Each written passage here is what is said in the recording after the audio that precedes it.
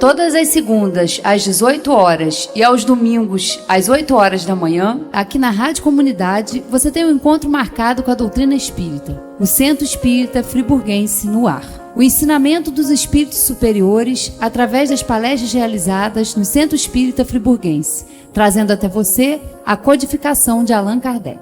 Todas as segundas, às 18 horas e aos domingos, às 8 horas da manhã, o Centro Espírita Friburguense no ar.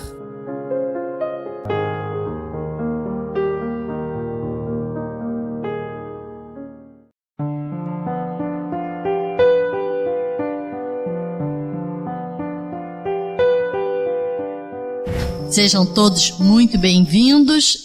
Vamos fazer a nossa prece para passarmos para a nossa irmã Sueli, que está fazendo uma pergunta boa para a gente, hein? Qual o sentido da sua vida? Será que a gente sabe? Vamos ver, né? Então vamos fazer a nossa prece.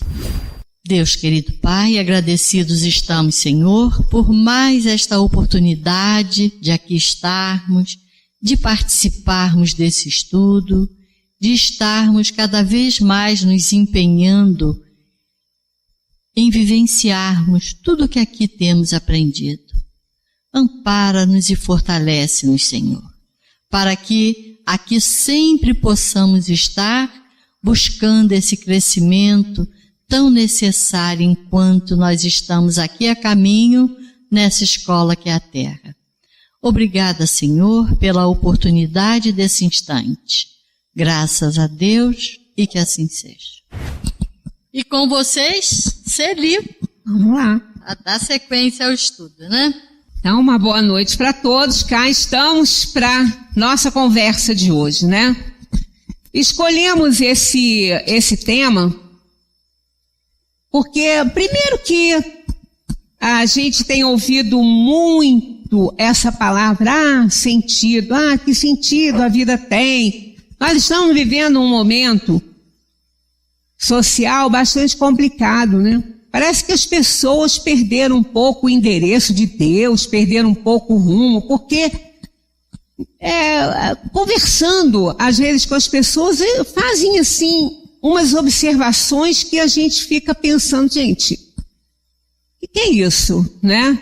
Tá uma coisa meio complicada, né? As pessoas estão tirando muito a própria vida, né? A gente está vendo nos noticiários e nas conversas, né? Que nem tudo é publicado, né? Que as pessoas estão muito sem motivação para a vida, estão querendo desistir realmente da vida, estão fazendo muito isso, tentando muito isso. E a gente fica se perguntando, meu Deus, mas o que está acontecendo, né? Porque claro que a gente tem que ter motivação, tem que ter sentido, senão a gente não faz nada, né? Nós estamos vendo uma plantinha aqui, essa plantinha aí, ela sabe qual é o sentido da vida dela. Ela sabe. Desde que ela foi plantada ali, que ela germinou, instintivamente ela sabe que ela tem que crescer. Ela tem que germinar, ela tem que crescer, ela nasceu para fazer aí a purificação do ar, não é? Algumas frutíferas, sabe, que vão crescer, vão enfeitar o mundo e depois vão alimentar as pessoas. Então as plantinhas sabem muito bem qual é o sentido da vida delas. Instintivamente, obviamente que elas não raciocinam, né? Se a gente puser isso era uma brincadeira, né? Na escola, antigamente, a gente ainda faz com as crianças, bota um feijãozinho lá no algodão e vai irrigando aquilo ali, ele vai abrir, ele vai fazer uma plantinha, uma mudinha, e se a gente colocar dentro de uma caixa, fizer um furo do outro lado e botar ela num cantinho, ela vai se encaminhar para ali porque instintivamente ela sabe que a vida dela depende daquilo ali. E ela tem essa interiorização instintiva de que ela precisa buscar a luz para ela viver. E a água também, porque se a gente não fornecer a água onde ela está e fizer um um caminhozinho assim e botar longe, ela vai entrar por ali, a raizinha dela. Então ela sabe muito bem qual é o sentido da vida dela. Aí a gente fica se perguntando, e a gente sabe qual é o sentido da nossa vida? Para que a gente está aqui? A gente está aqui. É como aquele que é jogado numa piscina grande sem saber nadar. Ele vai ter que se virar, né? Ele vai ter que se virar, senão ele vai morrer afogado. Ele vai se debater, ele vai fazer alguma coisa, vai gritar, vai pedir socorro, mas ele não vai se entregar facilmente, porque ele tem um instinto de conservação forte. E a planta tem isso e nós, então, nascemos. E aí? A gente nasceu. E aí? Qual é o sentido disso? Né? Estamos aí no mundo. O bebê nasceu, está lá, nos primeiros tempos sobre os cuidados dos pais, porque o filhote humano é o mais frágil que tem, não sobrevive sozinho. Né? Se ele ficar um pouquinho ali, ele morre. Se ele for jogado fora, às vezes acontece, criança encontrada na lixeira, né? Jogado no lixo, morre. Às vezes ainda encontra a tempo, né, de salvar, mas são frágeis. Mas hoje em dia, se a gente for pensar, até os bichinhos não estão mais conseguindo sobreviver sozinhos. Nós estamos humanizando tanto eles, que até eles já estão bastante dependentes. Mas aí a gente nasceu, ficou aí sob a dependência dos pais para poder crescer, né, desenvolver, porque a gente não tem livre-arbítrio quando é pequenininha, guiado pelos instintos também ainda. E depois, entra na adolescência e aí, estou aqui, estou vivendo, e aí? Aí é com a gente, né? Cada um vai ter que encontrar o seu próprio sentido de vida, que a vida, ela tem sentido para cada um. E o mais importante de tudo é que esse sentido muda, né? Ele pode mudar. Durante um tempo nós damos sentido a ela para algumas coisas, mas depois aquilo ali pode acabar e a gente se interessar por outras coisas, aí a gente renova isso aí, dando um sentido diferente. O que não pode é não dar nenhum, porque senão a gente fica aí andando, né, ao léu, sem saber para onde vai, e quando a gente não sabe para onde vai, qualquer caminho serve. Isso não é bom, né? Até é interessante que no livro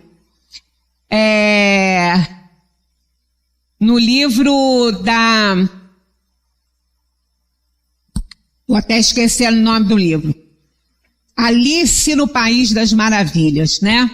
Alice no País das Maravilhas, quando ela se vê lá no País das Maravilhas, ela não sabe de nada, ela caiu naquele buraco lá, né, que o coelho chamou. Então ela está lá, aí ela fica lá perdida, porque ela está num lugar que ela não sabe o que é, para onde ela vai, o que ela vai fazer, né? Aí ela está assim olhando, de repente ela vê o gato na árvore. Está lá o gato, aquela cauda balançando, aquele gato sorridente, né? Gato sorridente, uma caraça enorme, uma boca grande. Aí ela fala: Senhor gato, pode me dizer que caminho tomar? Aí ele fala para ela assim: mas para onde a senhora quer ir? Aí ela fala assim: não sei para onde eu vou, qualquer caminho. Aí é o que ele falou: se você não sabe para onde vai, eu não posso te ajudar, porque qualquer caminho para você vai servir, para lá ou para cá. Então é assim, quando nós não damos sentido à nossa vida, não temos um sentido para ela, qualquer coisa serve. E aí é por isso que a gente fica vazio, que a gente fica esvaziado, fica oco. Realmente não dá sentido nenhum, não tem propósito nenhum. Não tem motivação nenhuma. E aí como é que fica a nossa situação? Nós começamos a reclamar disso e daquilo e nada parece nos satisfazer, porque a gente não tem nenhum propósito para nós mesmos, né? A gente não dá sentido aí à nossa vida. Então vamos acompanhar aqui a 132 de O Livro dos Espíritos. Qual a finalidade da encarnação dos espíritos? Então, para que a gente reencarnou? Para que a gente nasceu? Quando a gente vê, né, que a gente tem aquela frase assim, você já viveu séculos incontáveis e está diante de milênios sem fim, isso dá uma preguiça, né? A gente vai e volta. Mas para que a gente nasce, né? Eu nasci. Tá, e aí? O que eu vou fazer? Para quê?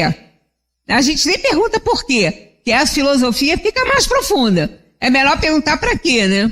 Então, para quê? Aí tem aqui a doutrina respondendo essa questão, ó. 132. Qual é a finalidade da encarnação dos espíritos? Para que a gente nasce?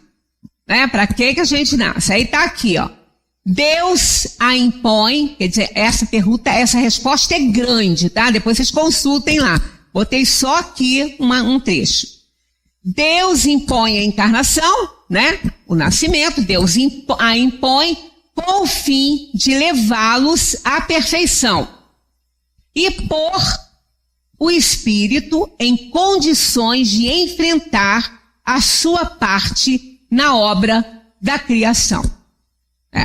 Isso aqui é um sentido para a nossa vida, não é? Nós nascemos para evoluir. A gente nasce para evoluir. Isso já é um sentido para a nossa vida. Já é um propósito para a nossa vida criar condições próprias de nos colocarmos como co-criadores de Deus nesse universo, que é aí a segunda parte, ó. A primeira, né, para nos aperfeiçoarmos, e aqui para criar condições de enfrentar a nossa parte aí na obra da criação. Então aqui nós temos sentido e propósito de vida.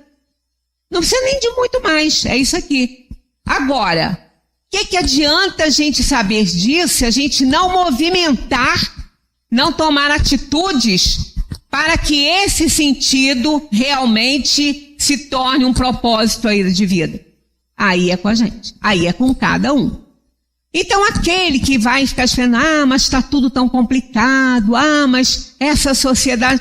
A gente não tem que esperar por isso, que se nossa felicidade, se o sentido que a gente vai dar à nossa vida dependesse de alguém, de governante, seja lá de quem for, seria uma injustiça divina, já que isso é conquista individual, então não pode ser através de nenhum decreto de lei. Então cada um é que tem que trabalhar por si mesmo, para dar sentido e propósito à sua vida. Não tem outro jeito. E aí está já mostrando o caminho, né? Já respondendo a questão para que a gente veio para cá.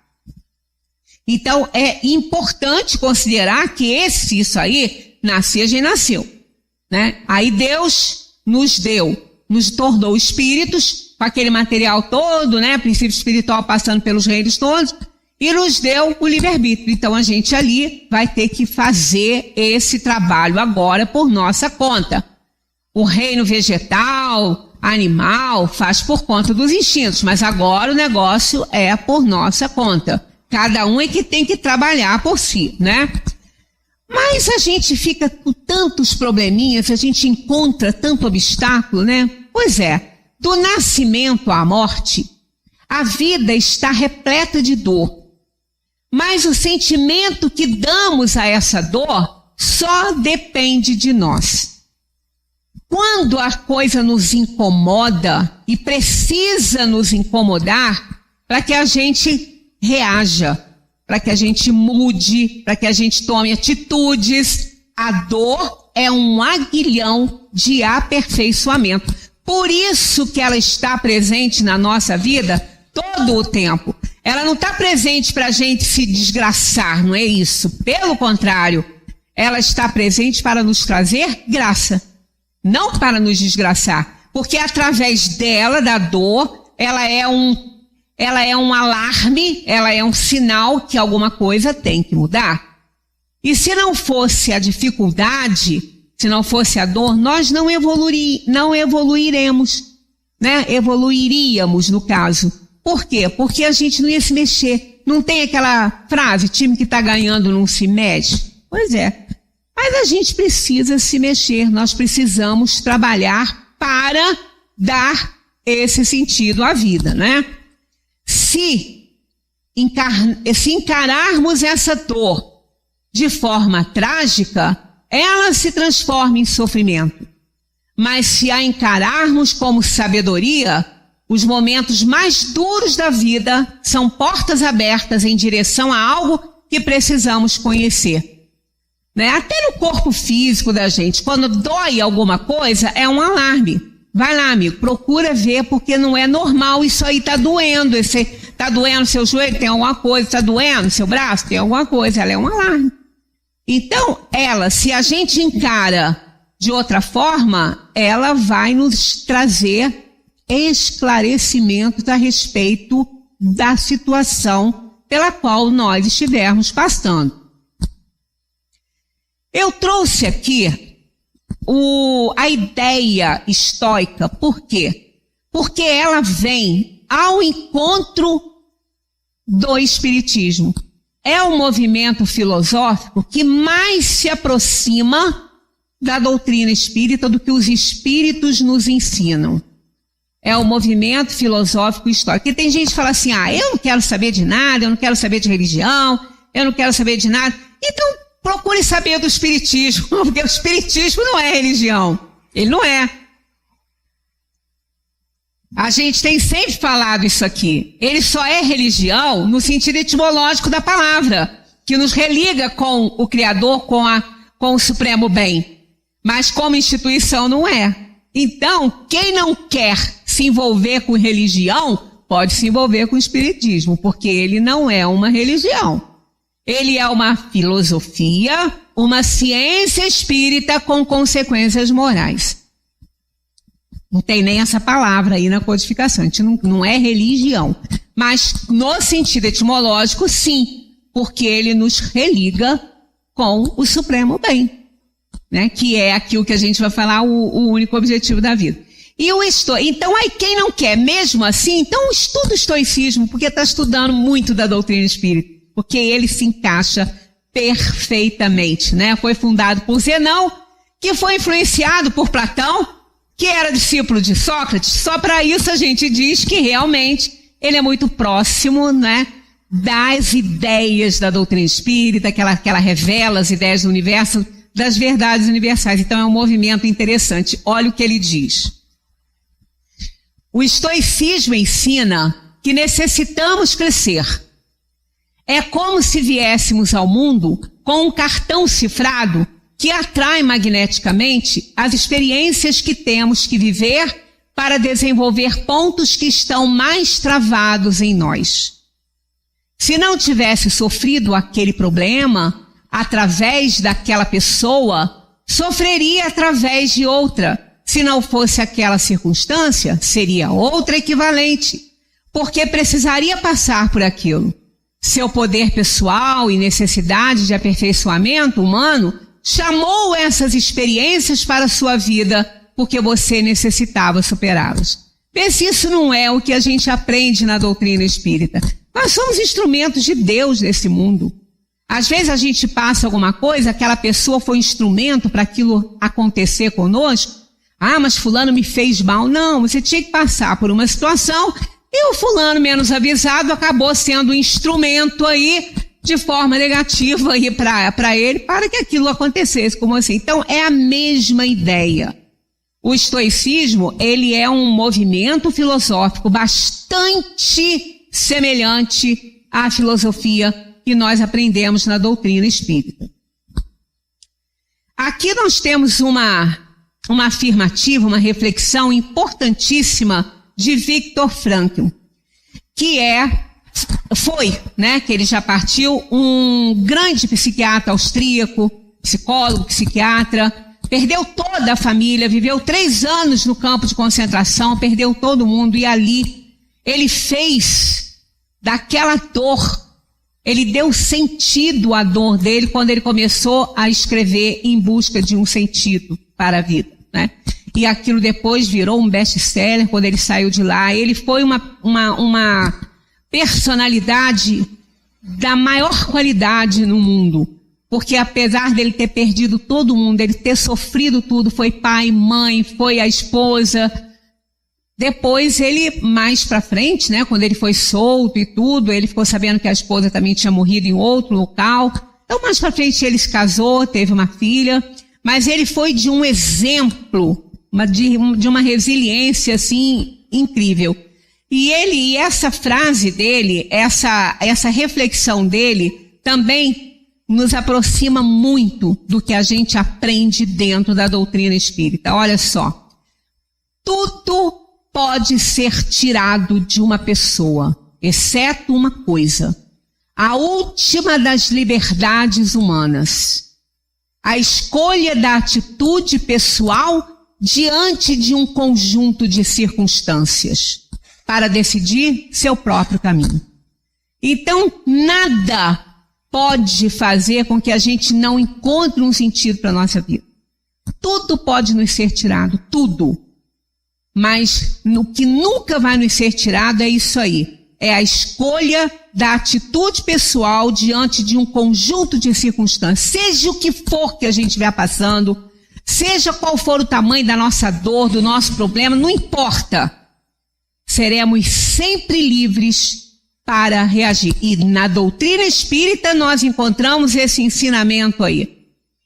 Quando Kardec pergunta, se não acontece os arrastamentos para o mal na vida da gente, aí eles respondem: arrastamentos sim, irresistíveis não. Então, porque nós somos sempre capazes de resistir, seja qual for a nossa situação. Nada pode nos tirar essa possibilidade aí, de escolher a nossa atitude diante do conjunto de circunstâncias que nós estamos passando. Então, quando nós reencarnamos, nós trazemos para cá um plano de viagem. Nós fazemos escolhas de provas para vir para cá.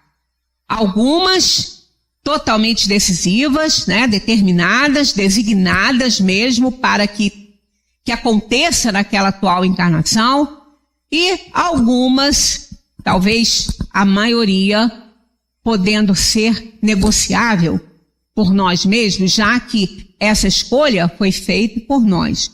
Mas tudo dentro de um esquema, sem que altere a escolha no geral que nós fizemos. Então nós vamos ver essa questão aí. 258 de O Livro dos Espíritos. No estado errante, antes de nova existência corpórea, o espírito tem consciência e previsão do que lhe vai acontecer durante a vida? Eles respondem: ele mesmo escolhe o gênero de provas que deseja sofrer. Nisto consiste o seu livre-arbítrio. Então, o que nós estamos passando aqui, nós escolhemos passar. Agora, tem uma palavra aqui que determina muito bem. Olha só o que Kardec pergunta. Perdão, a resposta dos espíritos. Ele mesmo escolhe o gênero de provas, o gênero, o tipo de provas. E não os detalhes em si, as coisinhas que vão acontecer ali. É o gênero de provas. Como escolhe também o gênero de morte. Né? Então eu escolhi ser assassinado? Escolhi morrer de um acidente de carro? Você escolheu o gênero de morte. Então, o que é um gênero de morte? Nós temos mortes violentas, trágicas, mortes por doença, mortes naturais, por acidentes. Então, nós temos vários tipos de morte. Nós escolhemos o gênero. Se a gente escolher um gênero trágico, quantos tipos de morte tem dentro desse gênero de morte trágica? Muitos. E aí vai acontecer da maneira que a gente também contribuir para isso. Né? Então, nós não temos um destino pronto. Mesmo a escolha que nós fizemos de provas para vir para esse mundo aqui, tem aquelas determinantes, né? E nós vamos ver aqui. Mas, a grande maioria, nós podemos flexibilizar essa escolha, se for necessário. Olha 259. Se o espírito escolhe o gênero de provas que deve sofrer, todas as tribulações da vida foram previstas e escolhidas por nós. Olha o pronome indefinido aqui, ó. Todas. Todas, prestar atenção. Todas as tribulações da vida foram previstas e escolhidas por nós? É evidente que não, né? Porque se tem flexibilidade, não são todas. Então, olha só. Todas é a resposta deles, ó. Todas não é bem o termo, pois não se pode dizer que escolhestes e previstes tudo o que vos acontece no mundo, até as menores coisas. Escolhestes o gênero de provas. Os detalhes são consequências da posição escolhida e frequentemente de vossas próprias ações. A escolha das provas do campo físico. Mas como nós vamos lidar com elas? Como nós vamos ter? Qual é o sentido que nós vamos dar para aquela dor, para aquela situação? Isso vai depender de cada um de nós. E desta ação, nós vamos gerar reação. Então nós podemos, dependendo da situação, da atitude que vamos tomar diante de uma dor, gerar problemas que não eram para a gente passar, que não estavam ali dentro do nosso planejamento. Então, essa parte de como lidar com as provas que nós escolhemos, isso vai depender de cada um aqui, na vivência dessas provações e dessas expiações. Vai ser aqui as decisões que nós vamos tomar. Então, por isso que está aqui, ó, os detalhes são consequências da posição, ó, escolhida e frequentemente de vossas próprias ações. E os espíritos dizem que os maiores problemas que a gente passa nas nossas encarnações é exatamente a maneira como a gente vê e trabalha essa provação e essa expiação, gerando problemas muito maiores do que aqueles que nós trouxemos para cá quando reencarnamos. Então, cada um aí a gente vai vendo que cada vez mais nós vamos ver aumentada a nossa responsabilidade na nossa vida. E, de novo, nós é que temos que fazer essas escolhas. Nós é que resolvemos. Ninguém pode fazer isso por nós. Por isso que a graça e a desgraça, a alegria e a tristeza dependem única e exclusivamente da própria alma e não de ninguém. Então ninguém nos faz mal, ninguém nos faz ficar triste, ninguém nos faz ficar alegre, porque depende de como nós vamos sentir isso aí. Isso é um sentimento individual. Por mais que a gente queira fazer que uma pessoa fique alegre, ela só vai ficar se ela quiser ficar, senão ela não vai ficar, mesmo diante de tantas coisas que possam colocá-la alegre, ela não vai ficar. Né? Tanto que a maneira, as lentes são nossas. Nós é que colocamos as lentes nos nossos olhos. Aquilo que a gente pode de manhã abrir e olhar pela nossa janela e achar lindo, outra pessoa pode falar, nossa, mas que coisa horrível esse dia hoje. Pois é. Então, nós é que colocamos ou tiramos as lentes com as quais nós enxergamos o mundo e a nossa vida, né? Os detalhes, ainda nessa resposta, os detalhes nascem das circunstâncias e da força das coisas. Só os grandes acontecimentos que influem no destino estão previstos. Esses a gente não tem como trocar. Desses a gente não se livra, porque eles são fundamentais para a nossa evolução, para a nossa necessidade evolutiva. Então teremos que passar, não tem jeito. Mas a maioria, os espíritos dizem que não, vai depender da nossa conduta, do nosso olhar diante da nossa situação. Se tomas um caminho cheio de desvios, sabes que deves ter muitas precauções, porque corres o risco de cair, mas não sabes quando cairás, e pode ser que nem caias, se fores bastante prudente. Então, diante das adversidades, diante dos problemas, nós não podemos colocar isso aí como forma de vida, como situação fechada de vida, não. Quanto mais problemas, mais a gente tem que reagir. Porque as crises, elas vêm justamente para nos fazer mudar de situação, de atitude. Porque a gente muitas vezes pode estar teimando numa coisa que a gente já sabe que não vai dar certo, mas por preguiça a gente não quer mudar e continua fazendo aquilo ali. E quando a gente faz as mesmas coisas, a gente vai encontrar os mesmos resultados. Então, se o resultado não está sendo bom e a gente insistir ali, vai ter resultados negativos em cada tentativa. Mas aí, as pessoas ficam perguntando, pois é, mas é isso que desanima. É isso que eu não encontro motivação. Eu já trouxe lá provas, expiações para passar. Não importa aí, o que eu vou fazer, eu tenho que passar, não é? Só os grandes acontecimentos que influem no destino estão previstos e esse a gente não pode, se livrar. Aí as pessoas, tá vendo? E não adianta. Por mais que eu faça, por mais que eu trabalhe, eu escolhi, né? Agora tem que passar. Aí com aquela cara de coitado, de vítima do mundo, que Deus me castigou. Deus não castiga ninguém. Deus não presenteia, mas também não castiga. O presente que Ele nos deu foi o livre-arbítrio. E os outros que Ele nos dá são as oportunidades que a gente tem que receber e aproveitá-las para que a gente possa aí dar conta das nossas provações e expiações. Então a gente fica naquele desânimo, mas tá vendo? Eu já escolhi, então não tem jeito. Eu tenho medo de morrer de morte trágica, e se eu escolhi a morte trágica? Já está escolhido, né? Eu vou morrer, eu vou ter que escolher, eu vou morrer de morte trágica. Isso eu não aguento, não adianta, tá vendo? Não dá para fazer nada. Já escolhi, mas não é bem assim.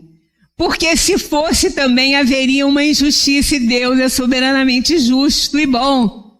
Então vai depender sim da nossa atitude, das lentes que nós colocarmos nos nossos olhos, do nosso pensamento, da nossa vontade de acertar, porque algumas coisas estão aí, determinadas e previstas, mas a maioria não está. E se a gente olhar com esses olhos pessimistas, com essas lentes pessimistas, nós vamos sofrer aquilo que a gente nem tinha que sofrer. Então nós temos uma outra questão aqui que vai confirmar isso que eu estou falando aí, que não precisa, que a gente pode lutar e mexer muito. Olha aqui, Pergunta 860 de O Livro dos Espíritos. Pode o homem, por sua vontade e pelos seus atos, evitar acontecimentos que deviam realizar-se e vice-versa? Quais são os acontecimentos que deveriam realizar-se? Aqueles que a gente escolheu, na escolha das provas que fizemos quando viemos para o mundo. Aqueles decisivos, aqueles a gente vai ter que enfrentar, mas e os outros? E tantos outros, que a maioria, segundo os Espíritos, é a maioria. Aqueles que a gente pode negociar, Então está aqui a resposta. Pergunta, pode o homem, por sua vontade, vamos analisar bem, por sua vontade própria, e pelos seus atos, atitudes próprias, não é do outro, é a nossa.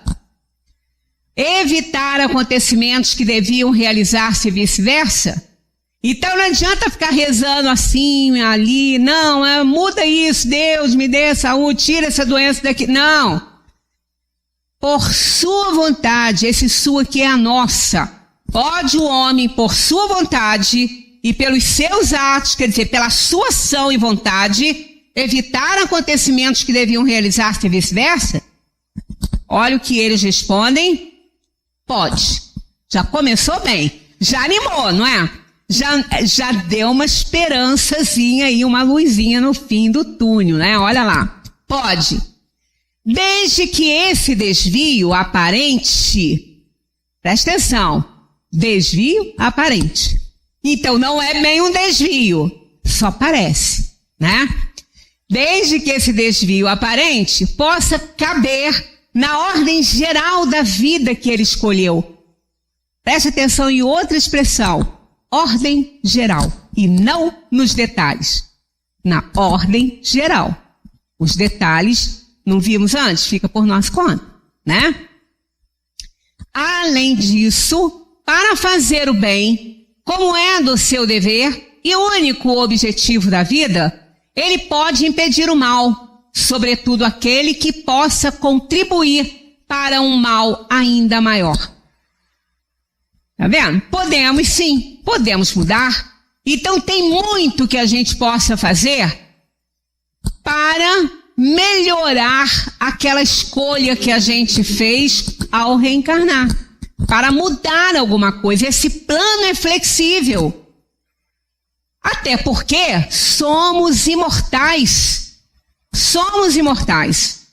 Então, dentro daquele aparente desvio, que não é um desvio, a gente pode fazer mudanças. Mas aqui, se a gente observar, tem condições impostas. Não é assim, né? Ah, então eu quero. Ah, tá. Então quer. O que tem que fazer? Tá aqui. Além disso, para fazer o bem, como é do seu dever e único objetivo da vida. Você não tem outro, amigo. Você não tem outro objetivo. O objetivo é esse. Esse aí é o maior sentido da sua vida. Você já tem ele. Você só tem que criar o propósito. Que ele você já tem. Você nasceu para fazer o bem. Você nasceu, é filho de Deus, Criador, criou a sua imagem e semelhança. Então, qual é a semelhança sua com Deus? É o bem que está em você, que você tem que fazer germinar. Esse é o seu trabalho, esse é o sentido da sua vida. Agora, o propósito você vai criar. O sentido é esse, fazer o bem. Foi para isso que você nasceu, para evoluir, fazer o bem. Esse é o grande sentido. Agora, fazendo isso, com essa condição imposta, você pode mexer sim. Até porque que vai dar certo? Tá aqui também a questão, ó. Por que isso vai dar certo? Fazer o bem vai dar certo em mexer naquilo que a gente não está gostando muito. Porque, ó, como é do seu dever único, né? Fazer o bem, o objetivo da vida, ele pode impedir o mal. A sua atitude, fazer o bem que você vai fazer, pode impedir o mal, sobretudo aquele que possa contribuir para um mal ainda maior. Então, quantas coisas você pode tirar da sua escolha de provas que você ia passar e você não vai mais? Você nem fica sabendo. Muitas vezes, quando já aconteceu com algumas pessoas de ter um probleminha, aí vai fazer um exame no médico. O médico pede um exame de imagem.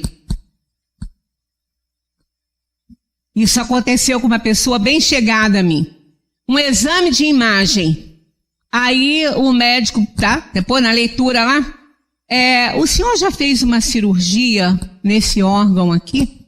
Não, senhor, não, nunca fiz. Mas tem uma cicatriz, foi operado. Eu nunca fiz. E aí? Quem fez? Quer dizer, então a gente era para ter, às vezes, doenças que a gente não vai ter. Porque se você está no esquema de mudar, se aquela doença não era aquela que você tinha mesmo que passar, ela ia acontecer por conta de provas e expiações, mas se você resolveu mudar o esquema e atender a esse sentido da sua vida, que é fazer o bem, e passou a ter uma atitude diferente na sua vida, automaticamente isso vai acontecer. O bem que fizer vai evitar males que deveriam acontecer e não vão acontecer. Então essas mudanças, essas transformações, elas vão acontecer sem que você saiba. Não é você que vai falar, não, então agora eu vou escrever outra coisa aqui na minha escolha de provas. Não, isso aí não é assim. Vai acontecer sem que você mesmo saiba. Então acontecem várias vezes quando essas coisas aparecem nos exames que a pessoa faz. Não, tem esse órgão aqui, foi operado. Não foi não. Né? Então, e não foi mesmo. E não teve essa de que fez cirurgia espiritual, foi a fulano, Beltrano. Não fez nada. Fez nada. A pessoa não fez nada. Ela foi ao médico, o médico viu e falou, esse órgão aqui já foi operado. Não foi. E daí? Né? Então, essa convicção a gente tem que ter. Que nada que a gente faça fica sem resposta, seja para o bem ou seja para o mal.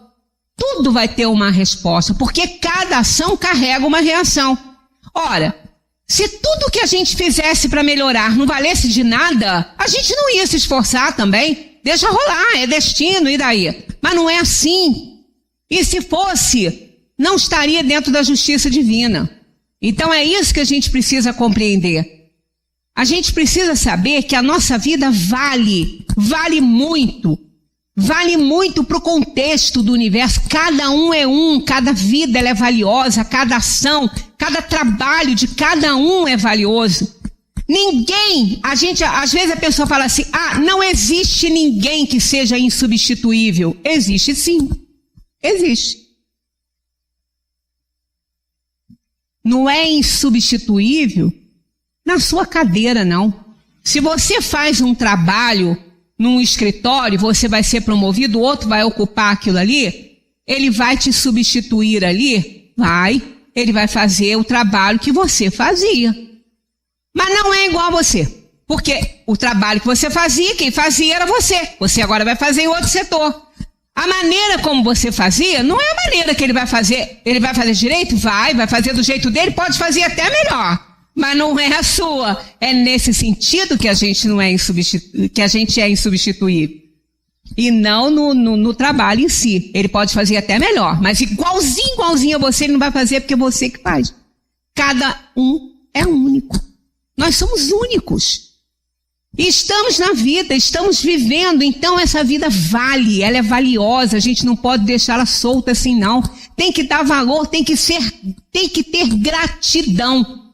Essa palavra gratidão, às vezes até ela me irrita, porque ela está tão banalizada e as pessoas não sabem nem o que ela é. O que ela quer dizer? Está tão banalizada. Você faz uma coisa. Gratidão. Isso não é gratidão, não. Gratidão é muito grande. Gratidão é você dar valor a tudo que você tem, a tudo que você é, a tudo que você alcançou e até o que você não alcançou, porque não era para alcançar. Porque o que é seu, o que não é, não é. A gente tem que agradecer a Deus, não pelas coisinhas, não. É pela própria vida, pela existência, pela oportunidade. Eu digo assim, que a gente está passando um momento difícil na Terra, e a Terra, né, segundo a doutrina dos Espíritos, segundo o que a gente aprende, ela está passando aí, está nos seus últimos momentos de planeta de provação e expiação, e toda arrumação gera causa. Então a gente está vendo coisas do planeta que a gente acha até que a Terra andou para trás, coisa nenhuma, porque isso é impossível, porque a lei do progresso é uma lei divina. Apenas os espíritos se renovam, né? Uma leva vem, outros renascem, e às vezes esses que renascem vêm com inferioridade que aqueles que saíram nem tinham mais. Então a gente acha que está ruim, não está. Nós espíritos encarnados na Terra, estamos na nossa última oportunidade aqui. A hora que a gente desencarnar, chegar a hora, se a gente não aprendeu, não volta para cá, para essa Terra que vai alcançar um nível de regeneração, onde o império será do bem. Se formos a laranja podre do saco para cá, a gente não volta. Então, viver nesse momento, estar encarnado nesse momento da Terra, é extraordinário.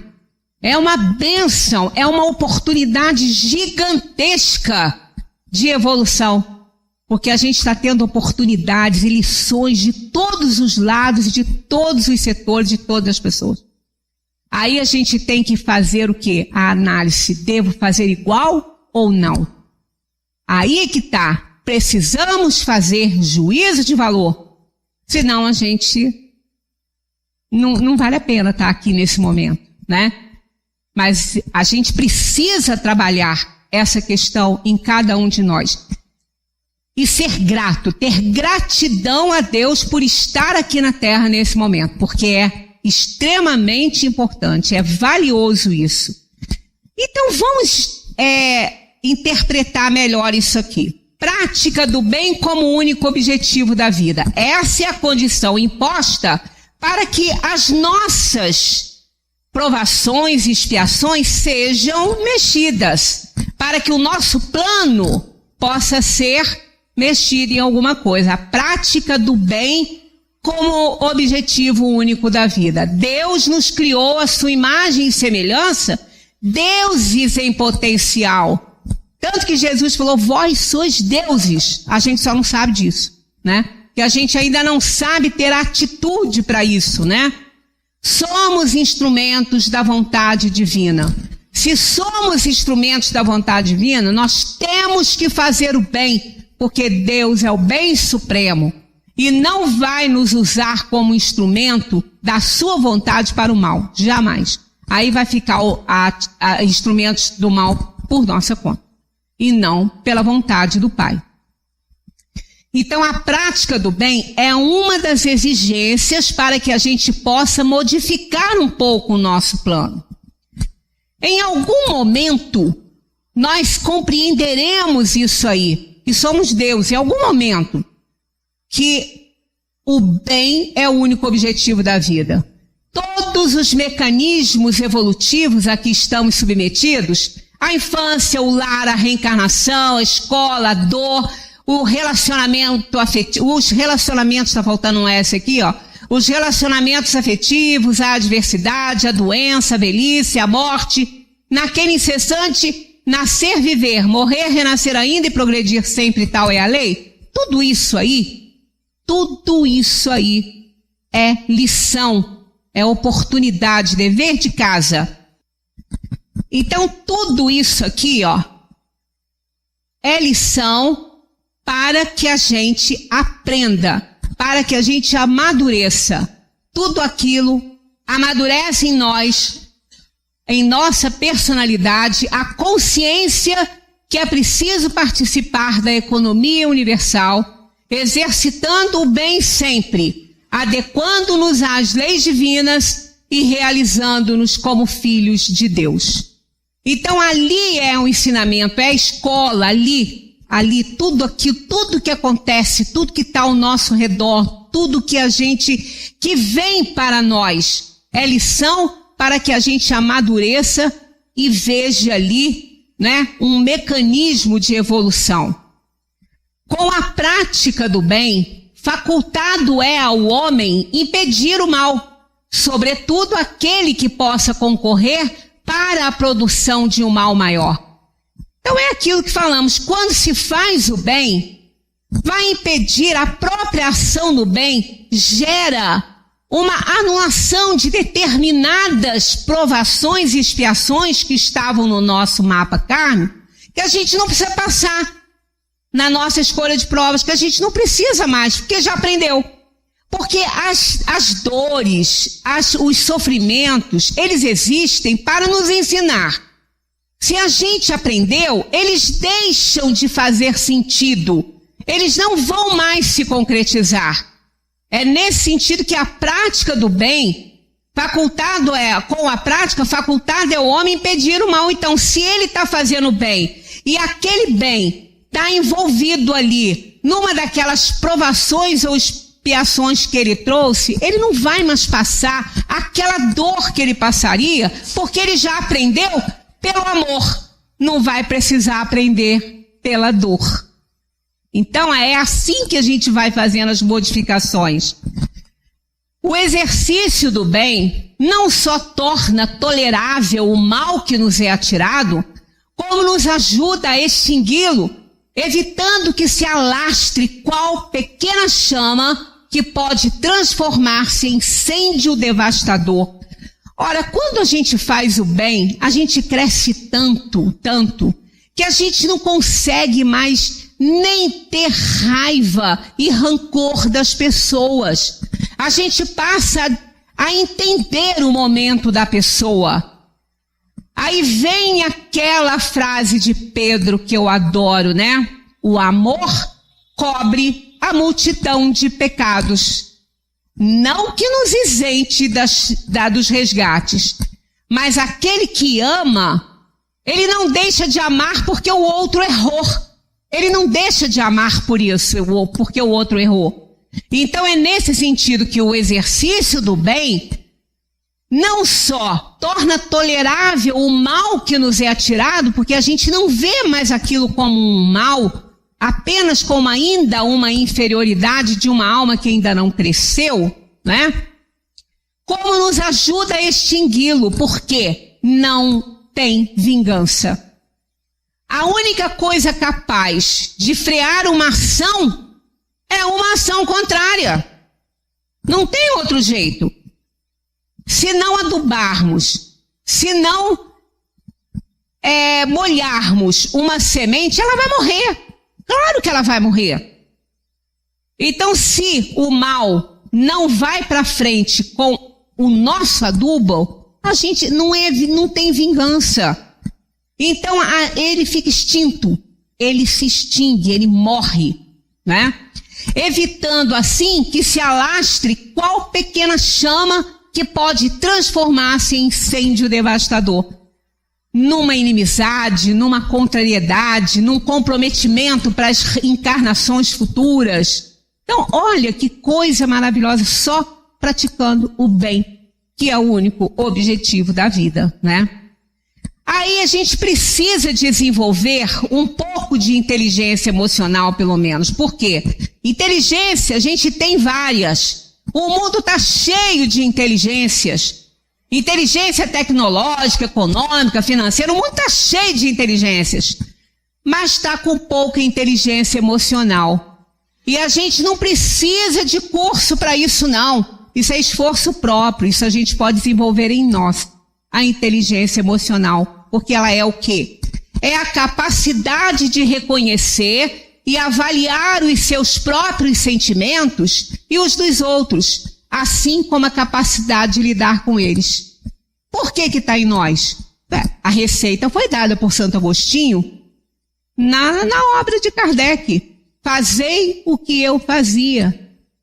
Ao deitar, vê se não fez ninguém sofrer, se não prejudicou ninguém. Então, em resumo, faz aquilo que você quer que seja feito a você. Aí você começa a intensificar a sua inteligência emocional. É uma receita simples. Nós somos capazes de fazer, não precisa de fazer curso, nem mestrado, nem de Harvard para isso, né? Porque a gente pode fazer isso por nós mesmos. Aí o que vai acontecer? Vamos exercitar isso aqui, ó.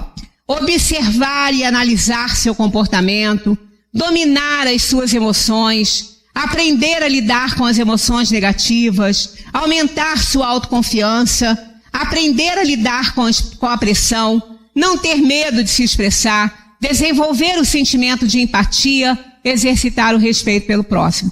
Isso são exercícios que vão aumentar a nossa inteligência emocional. Isso aqui a gente pode muito bem fazer.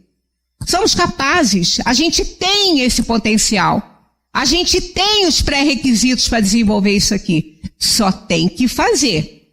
É um esforço, claro, porque muitas vezes vai contra as nossas conveniências. Mas aí é que está.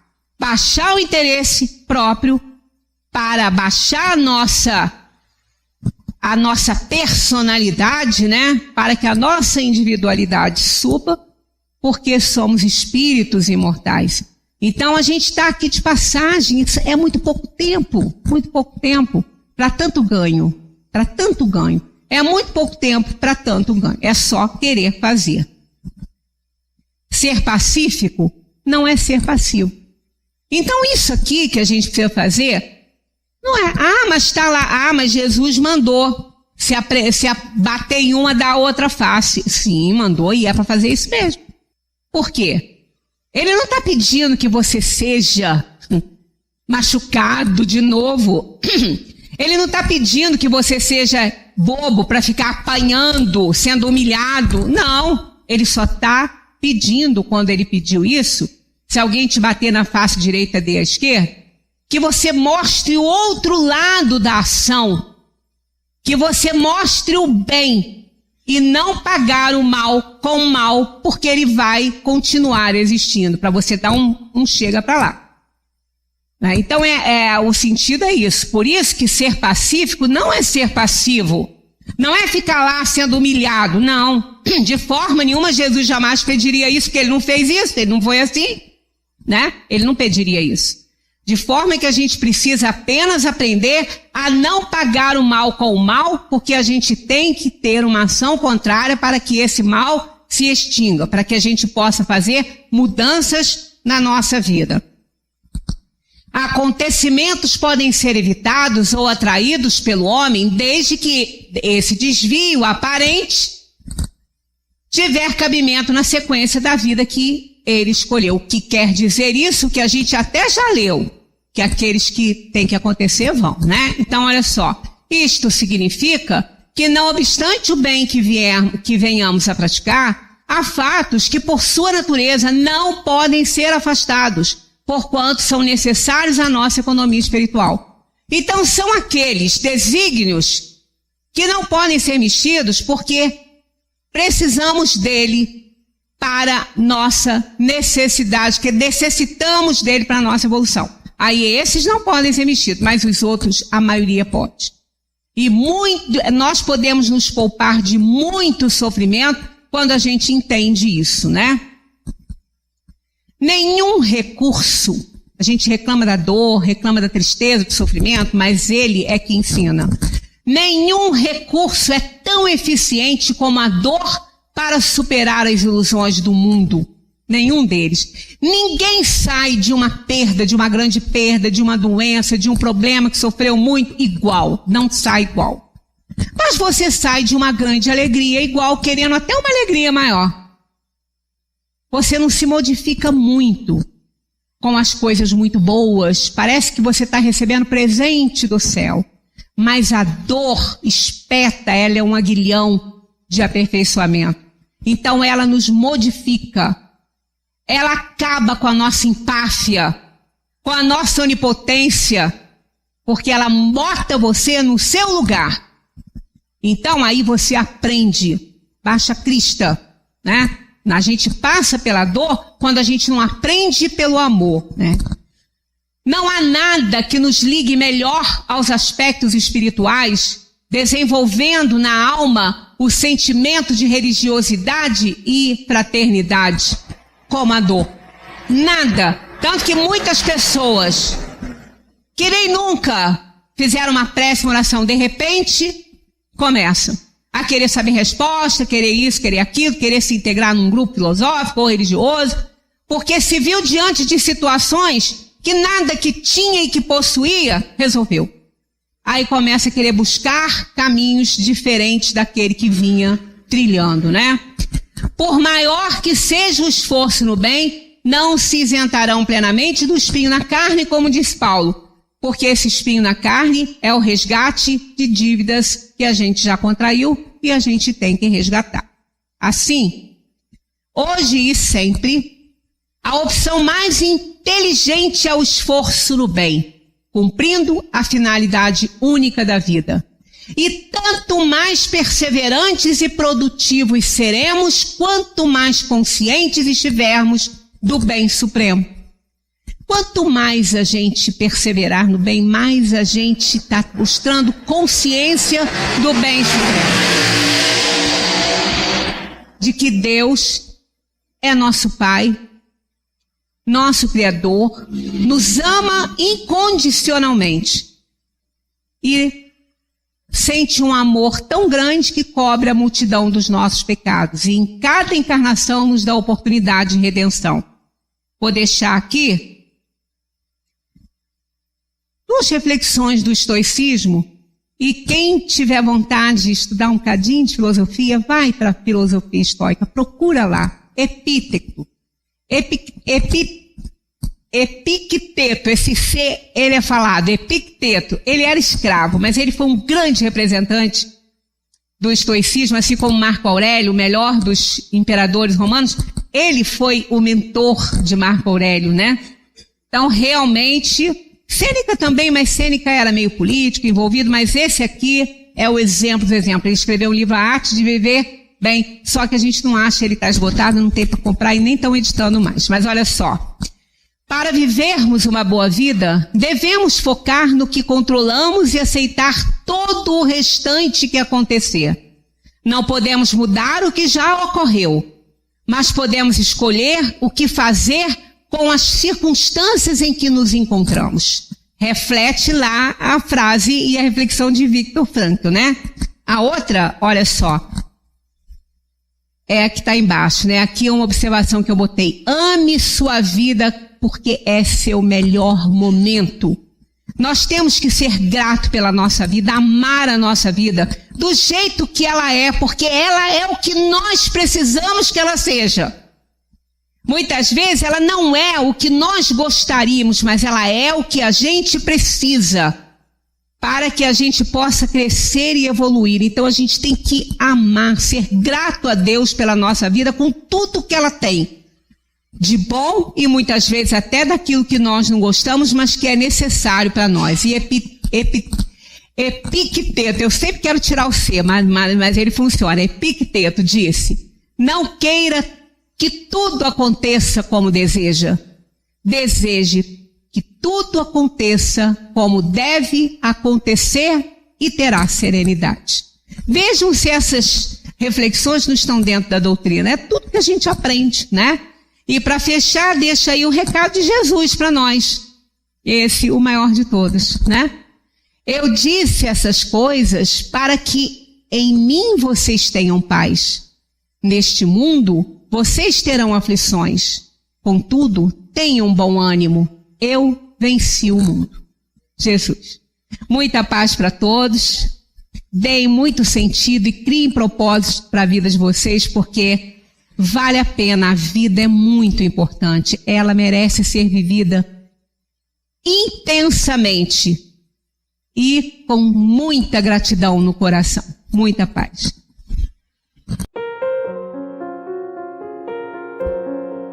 Todas as segundas, às 18 horas e aos domingos, às 8 horas da manhã, aqui na Rádio Comunidade, você tem um encontro marcado com a doutrina espírita, o Centro Espírita Friburguense no ar. O ensinamento dos espíritos superiores através das palestras realizadas no Centro Espírita Friburguense, trazendo até você a codificação de Allan Kardec. Todas as segundas, às 18 horas e aos domingos, às 8 horas da manhã, o Centro Espírita Friburguense no ar.